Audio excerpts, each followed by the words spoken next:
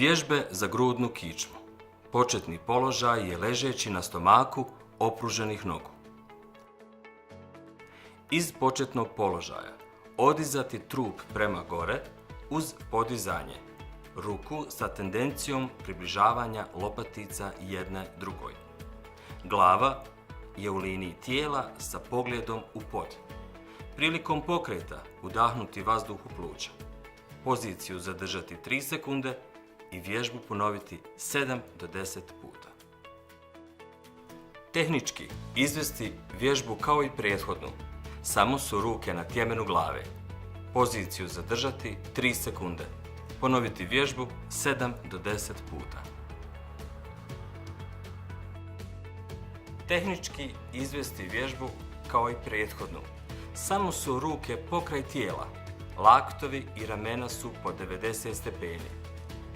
Odizati trup i poziciju zadržati 3 sekunde. Ponoviti vježbu 7 do 10 puta. Zauzeti klečeći položaj.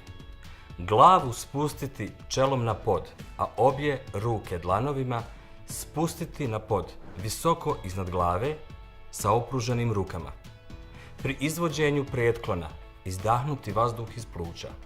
Vratiti se u položaj sjedeći na potkoljenicama. Ponoviti vježbu 7 do 10 puta. Zauzeti četvoronožni klečeći stav sa rukama oslonjenim na pod. Saviti glavu, bradu prema grudnom košu, izviti leđa prema gore i uvući karlicu prema unutra. Poziciju zadržati 3 sekunde i vježbu ponoviti 7 do 10 puta. Tehnički vježbu izvesti iz prethodnog početnog položaja, samo što glava, leđa i karlica pomjeraju se u suprotnim smjerovima. Pozicije zadržati po 3 sekunde i vježbe ponoviti 7 do 10 puta.